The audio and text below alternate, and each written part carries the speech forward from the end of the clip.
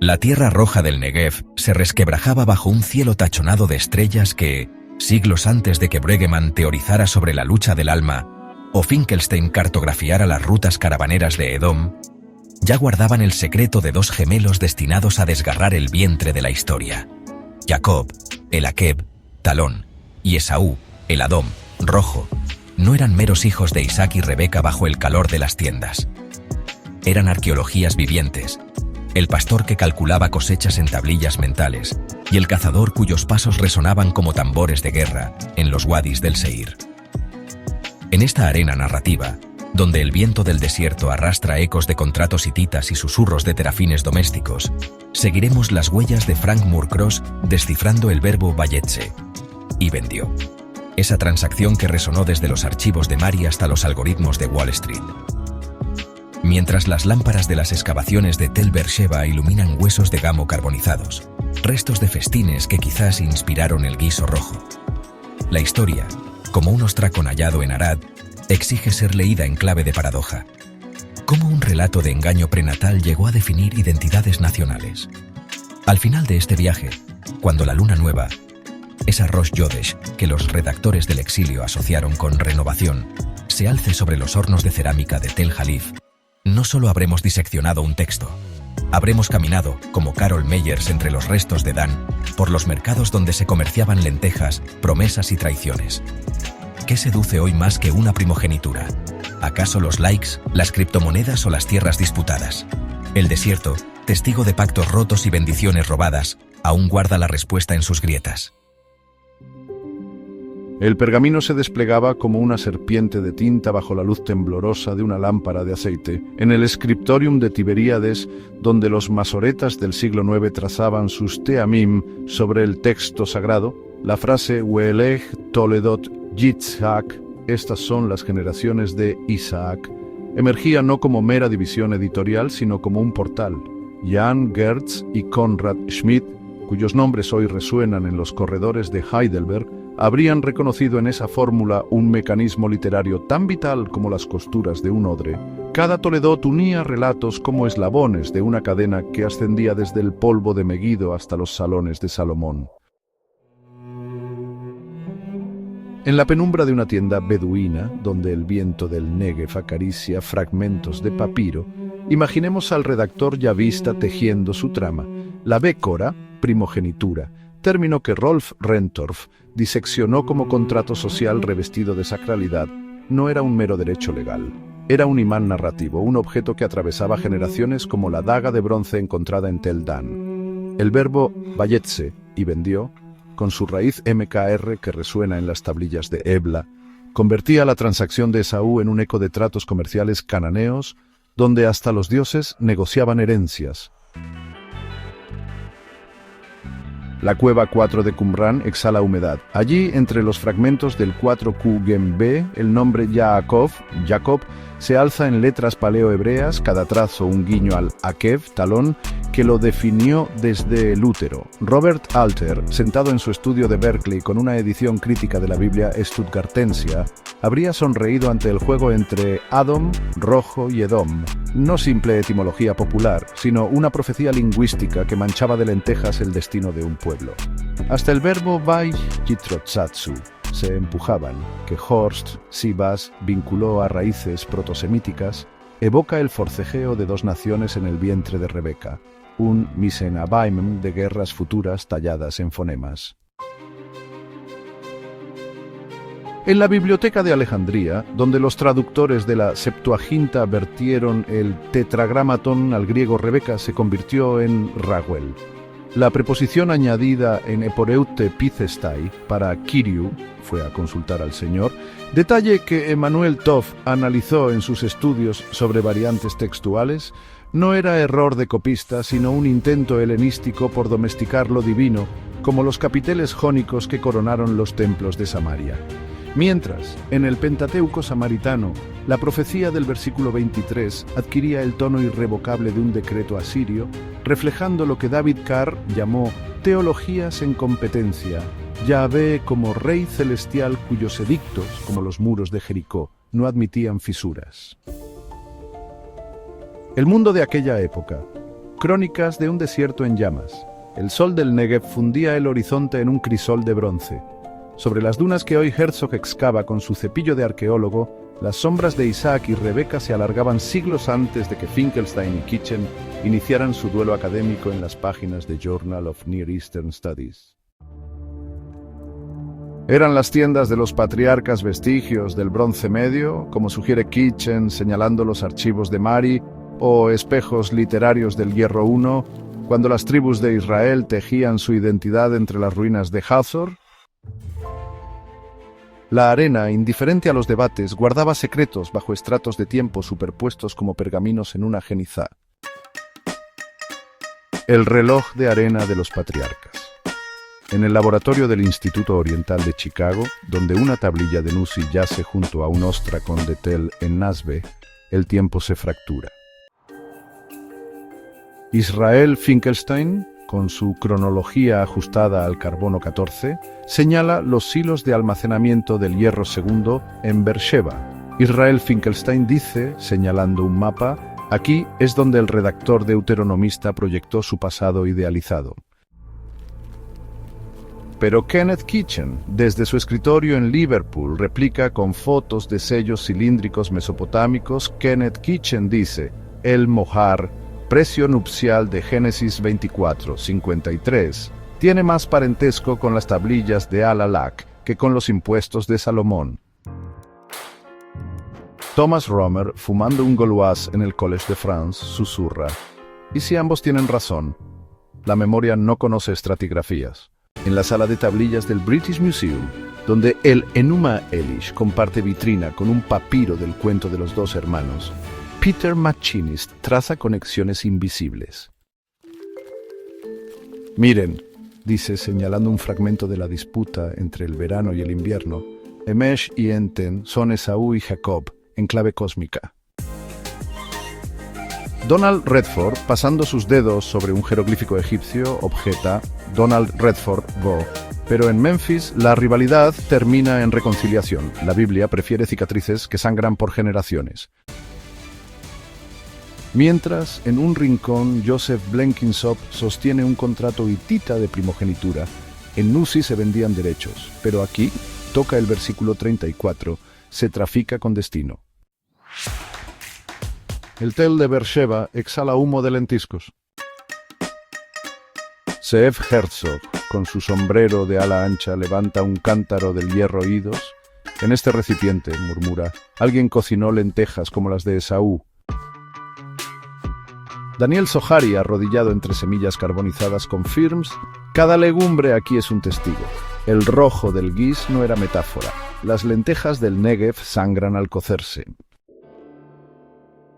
A su lado, una estela egipcia muestra un parto en cuclillas, la misma posición de Rebeca, los mismos gritos ahogados que Carol Meyers reconstruyó usando espejos de obsidiana encontrados en Ashkelon. El viento nocturno sacudía las lámparas de aceite en el scriptorium de Qumran, donde un escriba anónimo alisaba un pergamino con manos temblorosas.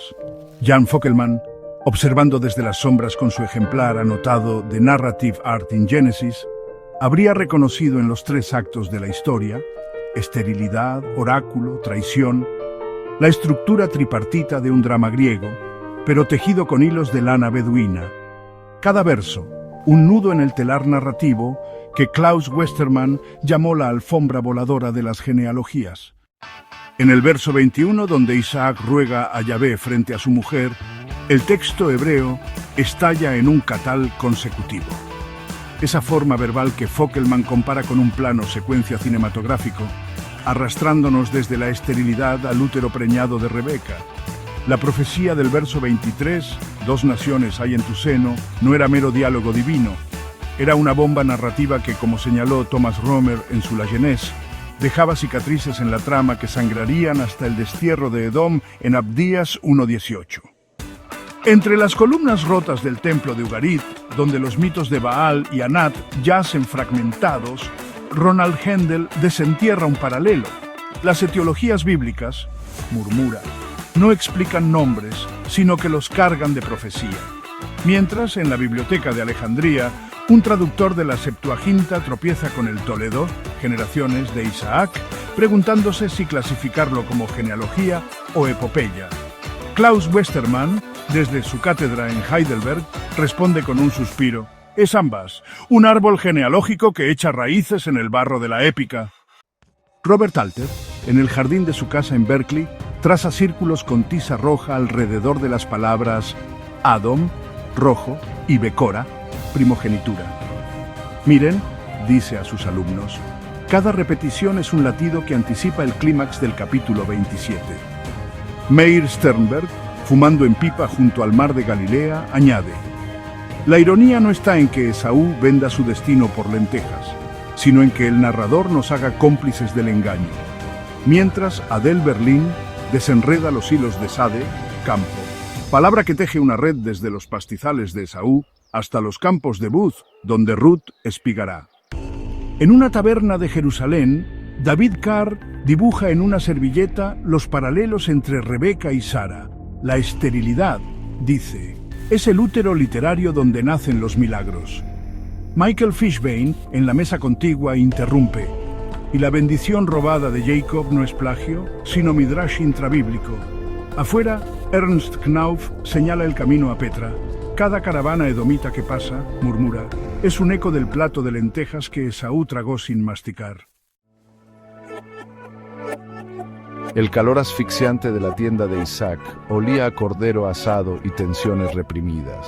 En ese espacio de pieles curtidas donde Naomi Steinberg identificaría patrones de alianza parental, los ojos de Rebeca seguían a Jacob, el hijo del silencio, mientras Isaac, con sus manos cegadas por el tiempo, acariciaba la túnica de caza de Esaú.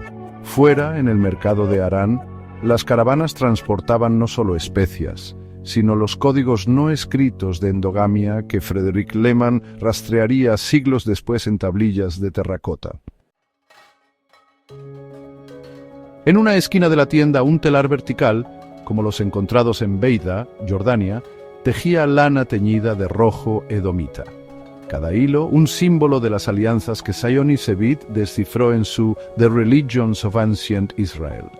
Los gemelos, murmuraba el antropólogo imaginando el parto de Rebeca, no eran solo hijos, sino portentos, como Rómulo y Remo en las colinas de Roma, pero aquí el conflicto se cocía a fuego lento entre promesas divinas y favoritismos maternos. La preferencia de Rebeca por Jacob, analizada por Steinberg como estrategia de poder matriarcal en sociedades patriarcales, se filtraba en cada gota de aceite que ungía las reservas de comida, preparando el terreno para el gran engaño. En el ágora de Mari, donde los mercaderes asirios pesaban plata en balanzas de bronce, Raymond Westbrook desenrollaba un contrato de adopción de Nutzi. La becora, explicaba al círculo de escribas, no era solo doble porción, era el derecho a ser paterfamilias, a decidir guerras y bodas. Joseph Blenkinsop, observando a Esaú devorar lentejas desde la sombra de un olivo, añadía: al venderla no pierde riqueza, sino autoridad, como ejecutivos modernos que cambian acciones por opciones inmediatas. Mark Brett, pasando las páginas de su Genesis Procreation and the Politics of Identity, señalaba la ironía suprema. Dios elige al menor, pero el texto hace que Jacob luche por lo que ya estaba predestinado. ¿Acaso no somos todos actores libres en un guión divino? El cuarto trasero de la tienda olía a incienso y misterio. Allí, donde Brian Schmidt imaginó a Rebeca consultando terafines domésticos, esas figurillas ancestrales como las halladas en Tel el Fará Norte, el oráculo se había filtrado entre los pliegues de una cortina. Atalia Brenner, con su lupa sobre un tejido teñido de rojo con Tolaat Shani, Gusco escarlata, susurraba: el rojo de Esaú no es casual, es el color de la tierra edomita, de la sangre menstrual, del peligro que acecha tras la vitalidad. Mientras, Robert Alter, escuchando el grito de Esaú, estoy muriendo de hambre, anotaba en su cuaderno: el hambre aquí no es física, sino existencial. Como los influencers que venden su privacidad por seguidores, todos negociamos primogenituras a cambio de lentejas virtuales. El polvo de 10 siglos se alzaba en espirales bajo la luz oblicua que entraba por la ventana del Scriptorium de Alejandría, allí donde un copista del siglo III a.C. raspaba un pergamino para corregir una tetragramaton. Las capas del texto de Jacob y Esaú se superponían como estratos en Tel en Nasbih. Julius Wellhausen y John Van Seters, sentados en esquinas opuestas de la sala, intercambiaban miradas a través de los siglos, uno con su lápiz rojo marcando fuentes J y E, el otro rompiendo papiros mientras gritaba: «No hay documentos, solo tradiciones». En una taberna de Leipzig, 1878, Wellhausen trazaba con cerveza sobre la mesa madera los contornos de la fuente ya vista. «Miren aquí», exclamaba, «el uso de Yahvé en el oráculo de Rebeca es sello de J». Gerhard von Rad, fumando en pipa junto a la estufa, asentía: «Sí, pero ese verbo Bayetrotzatsu, se empujaban, huele a eloísta». Al otro lado del Atlántico, en Yale 1987, Van Seters golpeaba el podio: «Fuentes, ficción decimonónica». Rolf Rentorf, desde su cátedra en Heidelberg, tejía una metáfora: «El texto es un tel. Cada generación construye sobre ruinas literarias». Mientras, Konrad Schmid y Joel Baden, con linternas ultravioleta, revelaban capas de tinta en un códice del Mar Muerto aquí, murmuraba Baden, la mano de un redactor exílico corrigiendo al yavista como un director de cine reedita su obra maestra.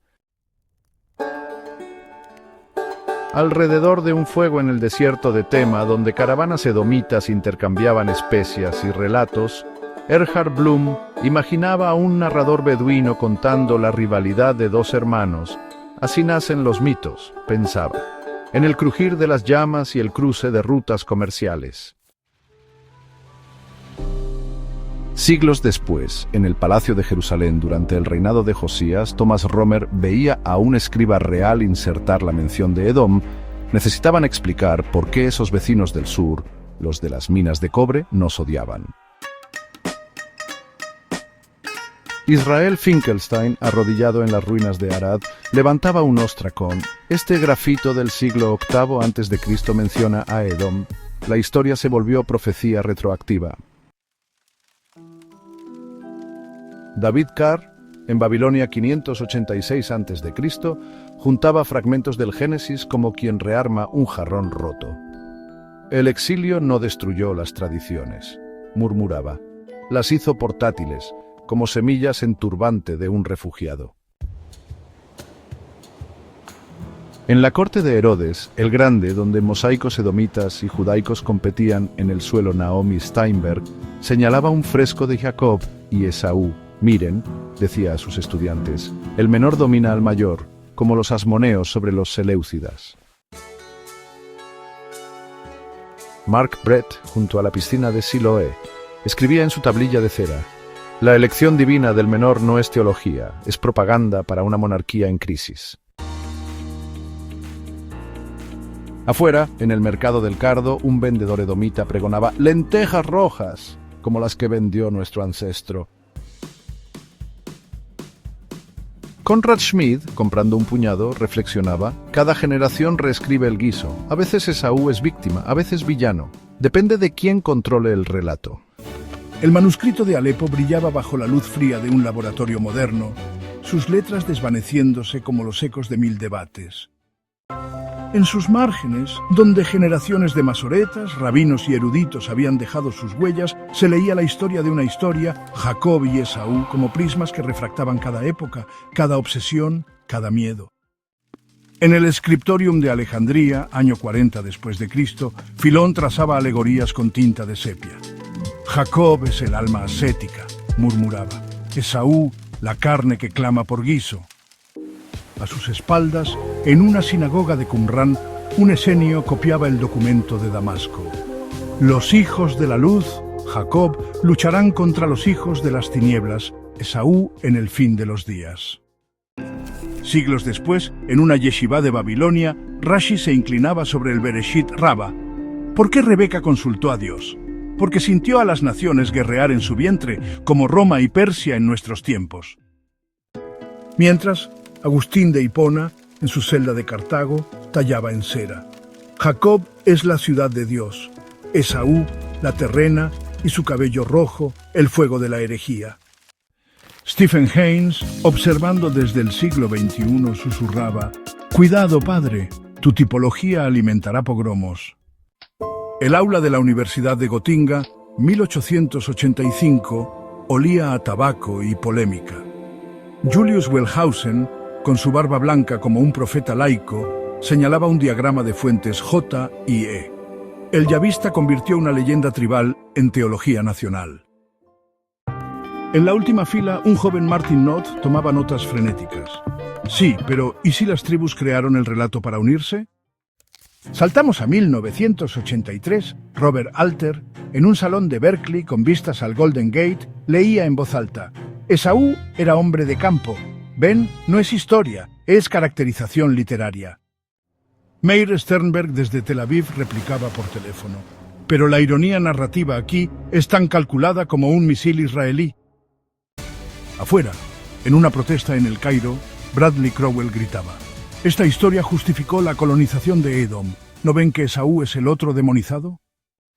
Mark Brett, junto a él, añadía: ¿y nosotros no somos Esaú cuando miramos a los refugiados? En el Congreso Mundial de Estudios Bíblicos de 2023, el aire vibraba con traducciones simultáneas. Conrad Schmid y Joel Baden, en un panel titulado Diacronía versus Sincronía, intercambiaban sonrisas tensas. La redacción exílica, decía Schmid, es la clave. No, replicaba Baden, la estructura literaria trasciende las capas. En la primera fila, Israel Finkelstein masticaba un bagel mientras susurraba a Thomas Romer: mis excavaciones en el Negev prueban que el relato se consolidó cuando Edom amenazaba las rutas del cobre. Atrás, un equipo de la Universidad de Tel Aviv proyectaba un modelo tridimensional de Tel Beersheba.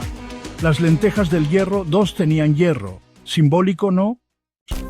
Mientras, en una transmisión en vivo desde Marrakech, un colectivo de estudios poscoloniales desplegaba un mural donde Esaú llevaba un kefiyeh y Jacob un chaleco antibalas. La intención detrás de la historia, el banquete de los motivos. La hoguera crepitaba en el desierto de Paran, iluminando rostros de siglos distintos. Un redactor yavista tallando palabras en cuero, un rabino exílico con rollos carbonizados y un algoritmo de IA proyectando hologramas de Edom. John Levenson, sentado sobre una roca pulida por el viento, partía un pan ácimo. Comamos, dijo. Pero recordemos, este relato no es menú, sino espejo. Explicar las relaciones entre pueblos, el tablero geopolítico. En una mesa de obsidiana, Israel Finkelstein desplegó un mapa de la monarquía dividida. Miren aquí, señaló con un puntero de hueso. Las minas de cobre de Edom eran el guiso rojo que Babilonia devoró. Un escriba del siglo VIII a.C., tallando Edom en una tablilla, murmuró: decid hermanos, pero escribid enemigos. Thomas Romer, sirviendo vino en copas hititas, añadió: la elección divina no justifica opresión, aunque los reyes de Judá lo creyeran. Detrás, un holograma de Abdías 1:18 parpadeaba como un tuit antiguo. Y la casa de Jacob será fuego. ¿Ven? Hasta los profetas usaban hashtags contra Edom. Dios rompe las reglas, el juego de los dados cósmicos. En un rincón iluminado por lámparas de aceite, Robert Alter y Naomi Steinberg jugaban a los dados con sellos cilíndricos. El primogénito, explicaba Alter, era el dado cargado de las sociedades antiguas. Steinberg lanzó un dado marcado con Becorá, pero Dios lo hace rodar cuesta abajo, como en Jericó. De repente, un código QR apareció en la arena, vinculando a un podcast de Mark Brett.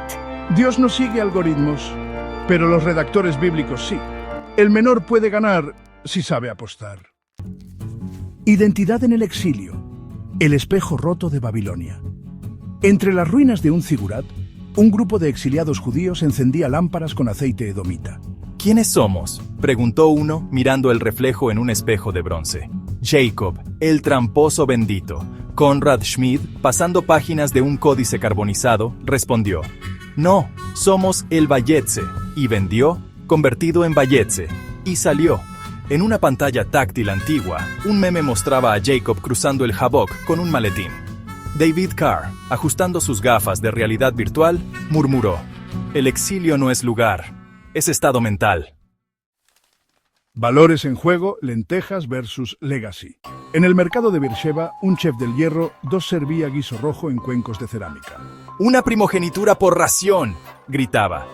Un influencer edomita, grabando con un iPhone de arcilla, viralizaba: #lentejas gratis. Atalia Brenner, analizando en color del plató, declaró: "Rojo no es trending, es advertencia". Mientras en Wall Street, un trader gritaba: "Vendo futuros de bendición patriarcal". Sionisevit, contando semillas carbonizadas, susurró: "Esaú no fue tonto, solo fue el primer YOLO de la historia". Divino versus humano, el hackeo del destino. En una sala de servidores babilónicos, un escriba hacker intentaba descifrar el código fuente del relato. ¿Predestinación o libre albedrío?, preguntó mientras tecleaba en cuneiforme digital. Es un loop infinito.